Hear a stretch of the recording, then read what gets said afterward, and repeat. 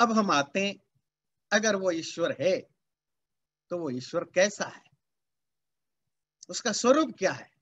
लाल है, पीला है, सफेद है, इंसान है, पशु की तरह दिखता है, शेर की तरह दिखता है, बाघ की तरह दिखता है, पत्थर की तरह दिखता है, पहाड़ की तरह दिखता है, सूरज की तरह दिखता है, कैसा दिखता है, वो क्या चीज है?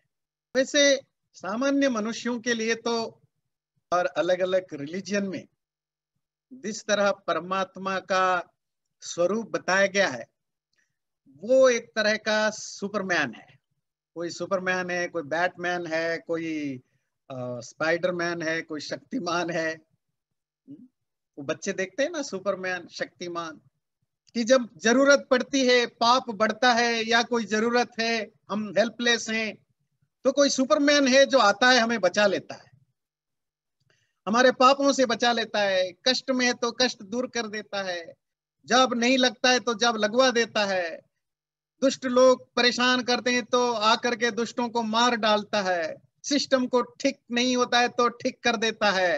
ऐसा बच्चे मानते, बच्चे मूवी जब देखते हैं सुपरमैन टाइप के मूवी, तो वो फिर घर में भी वही करने लगते कि आएगा सुपरमैन, आएगा बचाने, शक्तिमान आएगा बचाने। ये जो बच्चों वाली बुद्धि, ज्यादातर संसार में जो मनुष्य है ईश्वर के बारे में यही धारणा रखता है, ये सुपरमैन वाला। कोई कहीं बैठा हुआ है एक दूर जगह पर, बड़ा पावरफुल है, अब हमें जरूरत पड़े उसको बुलाओ, वो आ जाता है। बुलाने की तरीका आनी चाहिए, तो बुलाने की तरीका क्या, हर रिलीजन ने अपने अपने ढंग से बुलाने की तरीका बना रखा। वैसे ये बाइबल में लिखा है कि ईश्वर ने मनुष्यों को अपने शक्ल जैसा बनाया, मतलब मनुष्य का शक्ल जो है परमात्मा से मिलता है। पर अगर आप रियलिटी को देखें, परमात्मा को मनुष्यों ने अपना शक्ल जैसा बनाया। ये जो परमात्मा आज बाजार में मिलते हैं, भगवान गॉड मिलते हैं, अल्लाह मिलते हैं, ये सब मनुष्य ने अपने जैसा बनाया। आप मनुष्यों की तारीफ, किसी इंसान की तारीफ करो, वो खुश हो जाएगा, आपका काम कर देगा। तो ज्यादातर लोगों के हिसाब से भगवान वैसा है। किसी को खिलाओ पिलाओ, रिश्वत दो, बना के रखो, तो कभी जरूरत पड़े तो काम आएगा। तो बहुत लोगों ने भगवान को वैसा भी बना के रखा है। हमारे हाथ पैर नाक कान होते हैं, बहुत सारे लोगों ने ईश्वर के भी हाथ पैर नाक कान सब बना के रखा है। इंसान किसी एक जगह पर रहता है, पर्टिकुलर जगह पर, बहुत सारे लोगों ने ईश्वर के लिए जगह भी फिक्स कर रखा है, वो कहाँ रहता है। हम खाते हैं, पीते हैं, सोते हैं, उड़ते हैं, तो बहुत सारे लोगों ने भगवान को भी सुलाते हैं, खिलाते हैं, पिलाते हैं, नहलाते हैं, उनकी भी जरूरतें पूरा करते हैं। मनुष्य शादी करता है तो उनकी भी शादी करा देते हैं। तो जो भगवान बाजार में मिलता है, सोसाइटी में मिलता है, वो भगवान तो मनुष्य के द्वारा बनाया गया भगवान है। तो वो असली भगवान क्या है? शास्त्र बताते हैं वो सच्चिदानंद स्वरूप है, परमात्मा का पहला स्वरूप है। कैसा दिखता है, कैसा है? बोले सत्य चित आनंद स्वरूप है। सत्य जो हमेशा रहने वाला, इटर्नल, जिसका अस्तित्व नित्य है। नित्य तो पिछले बार हमने चर्चा की, प्रकृति का भी है, पर प्रकृति नित्य है। चित्त भी हो, चेतना हो, कॉन्शसनेस हो, और तीसरा है आनंद, ब्लिस हो। परमात्मा में चेतना है ये गलत है, ध्यान रखिएगा। परमात्मा में आनंद है ये गलत है, नहीं। परमात्मा का जो स्ट्रक्चर है, जिस इन चीजों से बना है, जैसा आपका स्वरूप किससे बना है? हड्डी मांस रक्त इंद्रियां मन बुद्धि, इन सब का कॉम्बिनेशन आप है, आपका शरीर है। तो परमात्मा का जो स्वरूप है वो बना है आनंद, चेतना और अस्तित्व। यही तीन चीजें उसका स्वरूप है। हर प्राणी, व्यक्ति भी नहीं, जो भी पैदा हुआ है, जिसमें भी जीवन है, वो मरना नहीं चाहता है। कोई भी नहीं मरना चाहता है, और कितना दिन तक भी जिए। और ऐसा नहीं कि हम और आप सिर्फ मरना नहीं चाहते, हर प्राणी नहीं मरना चाहता है। उसको 500 साल मिले तो भी वो और जिंदा रहना चाहता है। हमें कितना भी जीवन मिले, हम और जीवन चाहते हैं, और जिंदा रहना चाहते हैं, और ज्यादा दिन टिकना चाहते हैं। अच्छा, ये संसार का एक बहुत बड़ा शाश्वत नियम है। शाश्वत नियम मतलब इटर्नल लॉ है। वो क्या है? जो चीजें संसार में नहीं है ना, वो आप सोच भी नहीं सकते। मांगना तो दूर की बात है, इच्छा करना तो दूर की बात है। इसका मतलब कोई इटर्नलिटी है, और उसी को पाने के लिए हम कोशिश करते हैं। इसी तरह कोई भी व्यक्ति कितना भी जाने, उसका ज्ञान का कोई लिमिटेशन नहीं होता है। और वैसे तो कहा जाता है जो जितना ज्यादा ज्ञानी होता है वो अपने आप को इतना मूर्ख समझता है, और जो जितना कम जानता है अपने आप को बड़ा ज्ञानी समझता है।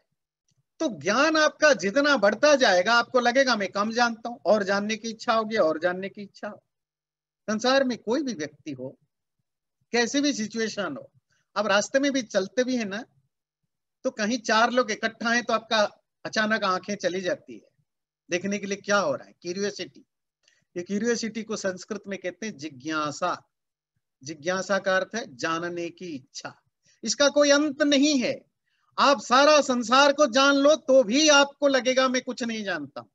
इसका मतलब वो एक अनंत ज्ञान कहीं है, जिसको जान लेने के बाद ही आपका जानने की इच्छा समाप्त होगी। ये जो ज्ञान का अनंतता है वो उस परमात्मा में है। और इसीलिए जैसे ही व्यक्ति परमात्मा को जान लेता है उसका ज्ञान शांत हो जाता है। जैसे ही वो परमात्मा को पा लेता है उसकी जीने की इच्छा समाप्त हो जाती है। तीसरा है आनंद, सुख। वैसे सुख और आनंद में फर्क है।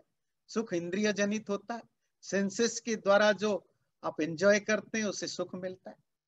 पर हर व्यक्ति को कितना भी सुख मिले वो खुश नहीं है, उसको और चाहिए। आपको लगा पैसे से सुख मिलता है, आपने पैसा कमाया, 1 रुपया नहीं था, आपने 1 रुपये कमाए तो खुश हो गए। अगले दिन फिर दुखी कि 100 रुपये मिलते। 100 रुपये मिला तो आप दुखी हैं क्योंकि 1000 मिल जाते। 1000 मिला तो दुखी है, लाखों मिलते। लाखों मिला दुखी है, करोड़ों मिलते। करोड़ों मिला दुखी है, अरबों मिलते। अरबों मिला दुखी है, खरबों मिलते।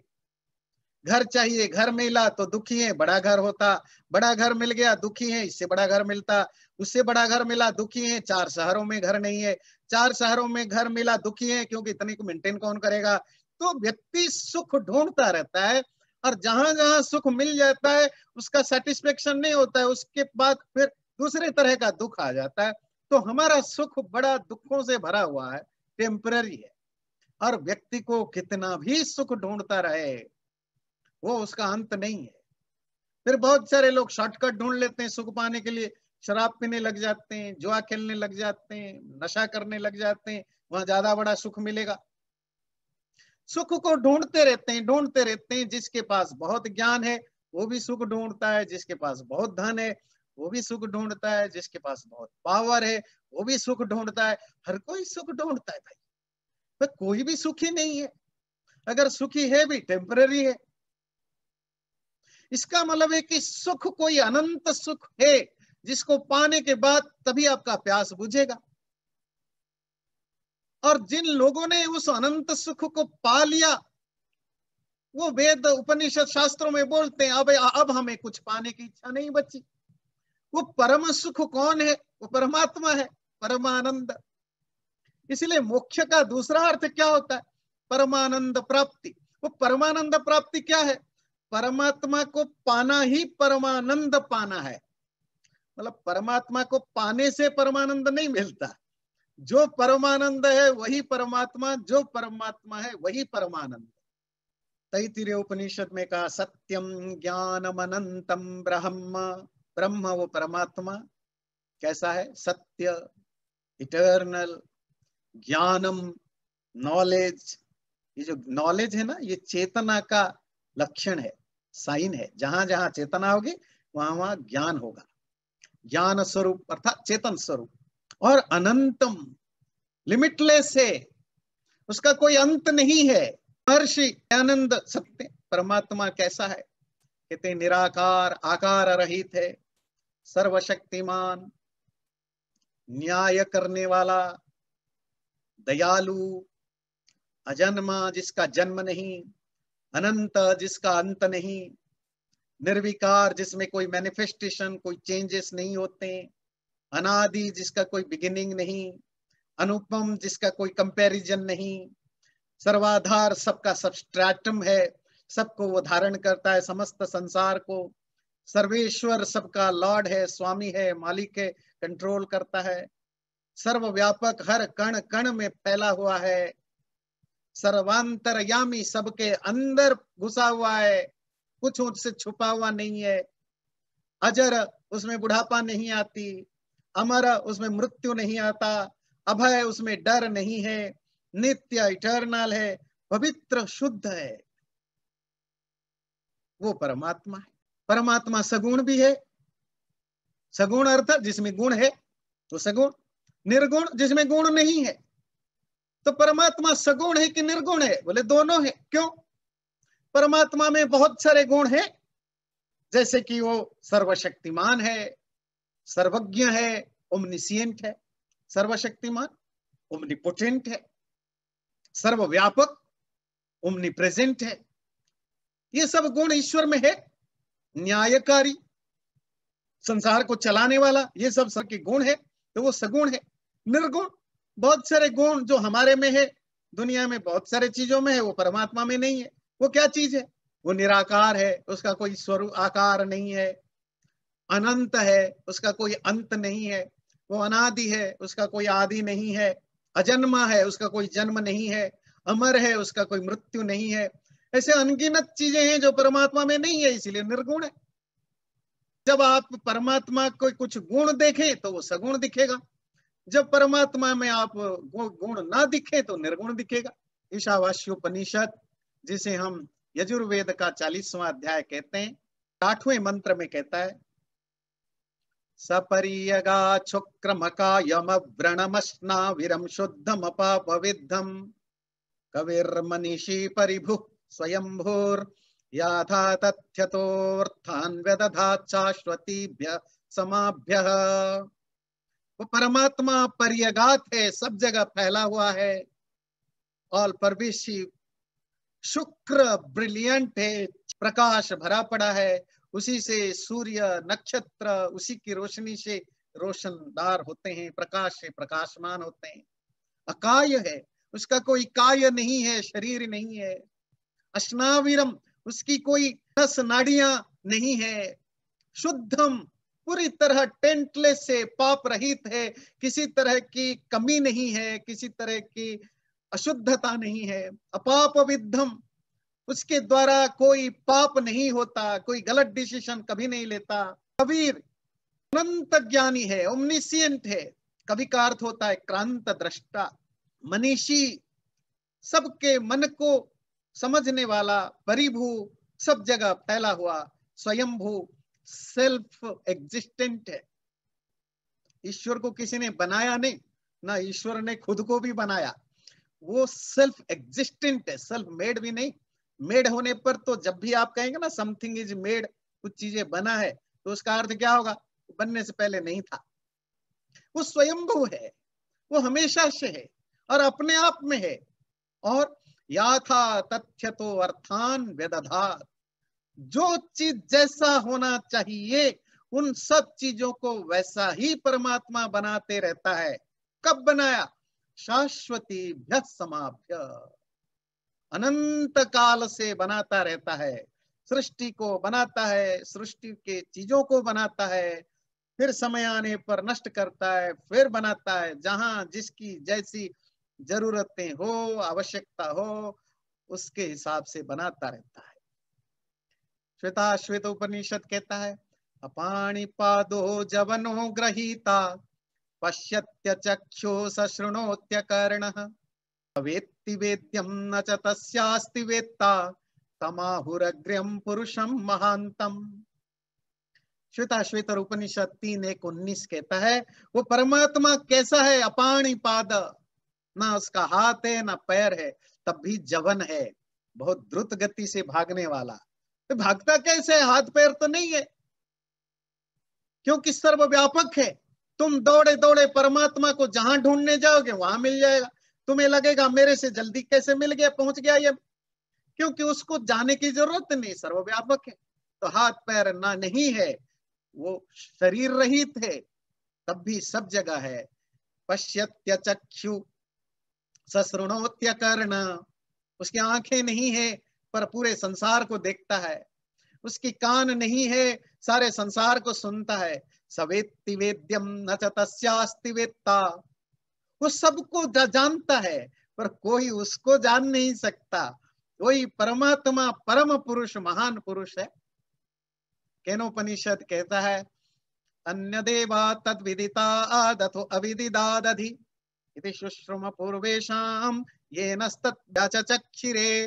केनोपनिषद 1:1-4 मंत्र कहता है वो ज्ञात चीजों से ऊपर है, क्योंकि तुम जिसको भी जानोगे इंद्रियों से जानोगे, और इंद्रियों से उन्हीं चीजों को जान सकते हो जिनका कोई फॉर्म हो, क्योंकि इंद्रियां बनी हैं जो फॉर्म वाले चीजें, जिनका कोई स्वरूप हो उन्हीं को जानोगे।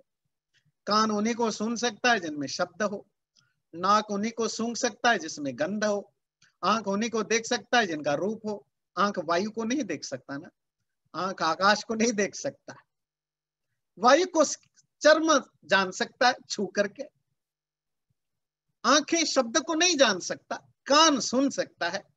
तो इंद्रियों का लिमिटेशन है। तो जो भी तुम जान सकते हो परमात्मा उससे ऊपर है, जो तुम नहीं जान सकते हो परमात्मा उससे भी ऊपर है।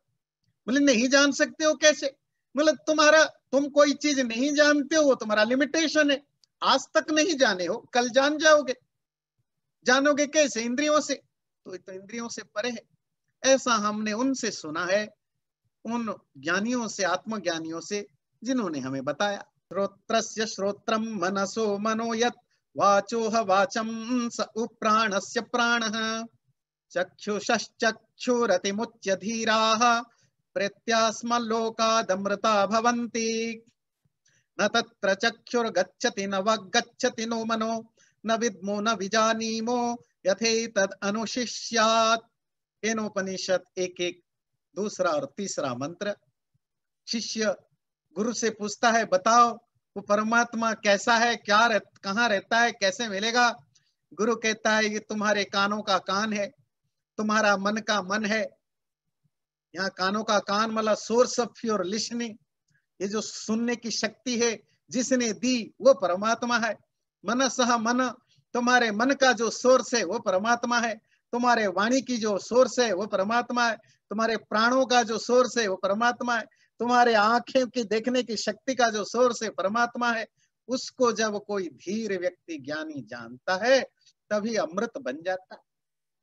पर ध्यान रखना शिष्य, न तत्र चक्षुर्गच्छति, वहां आंखें पहुंच नहीं सकते, वाणी उसको बोल नहीं सकते, क्योंकि बोलने के लिए जानना जरूरी है ना। जानने के लिए तो तुम्हारे पास 5 ही इंद्रियां हैं, इंद्रियों से जान नहीं सकते हो। इंद्रियां जड़ है, मैटेरियल है, मैटेरियल चीजों से मैटेरियल चीजों को ही जानोगे। परमात्मा मैटेरियल नहीं है, तो उसके लिए तुम्हें कोई दूसरा विकल्प ढूंढना पड़ेगा जानने का। वो हम बाद में डिस्कस करेंगे, घबराइए नहीं कि फिर अगर इंद्रियों से जान ही नहीं जा सकते तो क्यों बता रहे हो परमात्मा के बारे में। अगर जाना ही नहीं जा सकता है तो क्यों मानेंगे? मतलब जाना जा सकता है, पर जिन इंस्ट्रूमेंट से हम दुनिया को जानने की कोशिश करते हैं उससे नहीं जाना जा सकता। इसीलिए साइंस कभी नहीं मानता कि ईश्वर है। डेफिनेटली कोई साइंटिस्ट माने साइंस के थ्रू परमात्मा है, वो साइंटिस्ट ही नहीं हो सकता, क्योंकि साइंस की जो मेथोडोलॉजी है चीजों को जानने का, वो मैटेरियल वर्ल्ड के लिए है। जब तक आप अपनी मेथोडोलॉजी को चेंज ना करो, आप अपने इंस्ट्रूमेंट को चेंज ना करो, तब तक आप परमात्मा को जान नहीं सकते हो। आप कहोगे वो मेथोडोलॉजी क्या चीज है जो साइंटिस्ट नहीं कर सकते? कर सकते, करने की इच्छा होनी चाहिए। वो फिर आप उन जो जिस मेथोडोलॉजी को आत्मज्ञानियों ने अपनाया, जिनको हमारे ऋषि मुनियों ने अपनाया, इंस्ट्रूमेंट को उन्होंने अपनाया, वो आपको अपनाना पड़ेगा, जिसको आम भाषा में हम योग कहते हैं, योग साधना। न विद्मो, ना हम उसको जान सकते हैं, ना विजानीमो, ना हम उसको डीपली जान सकते हैं। ऐसा हमने उनसे सुना जिन्होंने हमें ऐसा बताया है। अलग अलग तीर्थों में परमात्मा रहता है।